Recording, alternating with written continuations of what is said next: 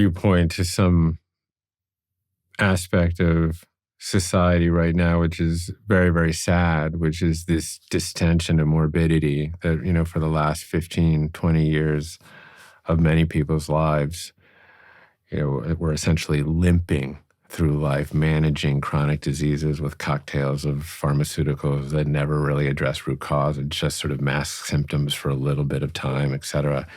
And, that form of suffering radiates out in so many different ways. I mean, it's obviously the individual that's suffering, but family members and caregivers and the societal expense and the erosion of the importance that we used to put on our elders, these vessels of accumulated experience that we used to look to for wisdom. Now we look to our elders as elderly, right?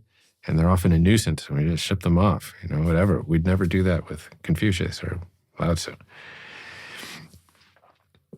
So, yeah, I mean, I am not an amortalist. I don't have escape velocity dreams per se. I think on some level we're pre-coded to die. I think life wouldn't be life without death. They sort of exist within a unity of opposites. But Atul Gawande wrote this wonderful book called Being Mortal, I think it was. And in the book, he said, we only lived to about 48 or 49 years old at the beginning of the 1900s. But when we died, we just went, shoop, right off the cliff, We didn't have this extended, protracted period of misery. So what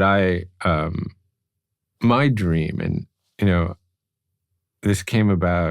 this sort of vision came about really in relationship to my children. So I have 3 girls, and when they were growing up, I read voluminously to them at night. Back when their bedtime was before mine. Now that's flipped, right? Now they're teenagers. But I would read all those books, Chronicles of Narnia and The Witch of Blackbird Pond, Island Blue Dolphins, like tons of fairy tales.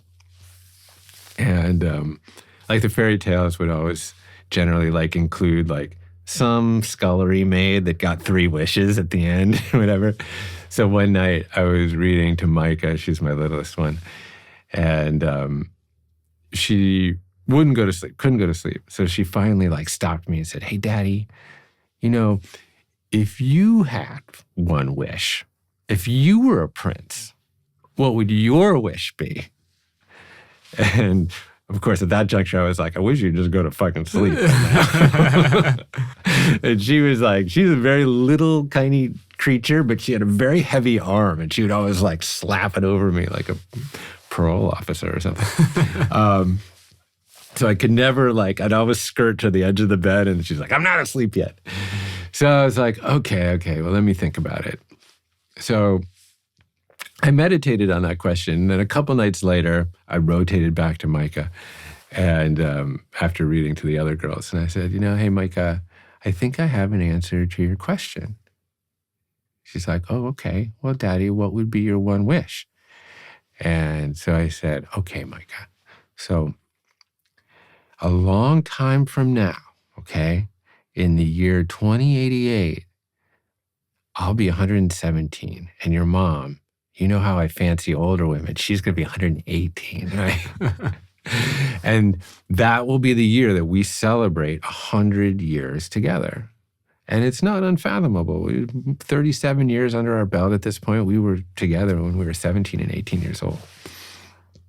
She's like, "Oh, okay, that sounds nice." I was like, "Yeah, we'll walk up to this little mountain cabin that we have, and kind of the same little trail that we've walked up hundreds of times, and we'll make this wonderful dinner together, this salmon and roasted yams, and I'll unpop this old bottle of Chateau Margaux that I've kept in the basement for years, and we'll sip these little thimbles and then go to bed, and she'll spoon me and read me from that same New Yorker article on plate tectonics that's put me to bed for 50 years.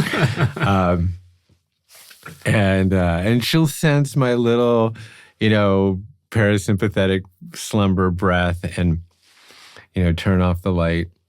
And somewhere in the middle of the night, I like to challenge my kids with science.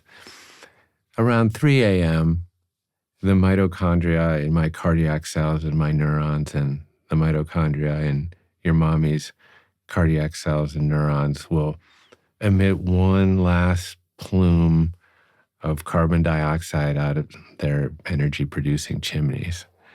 And our life, the way we know it, will end. And it's totally okay. It's totally okay.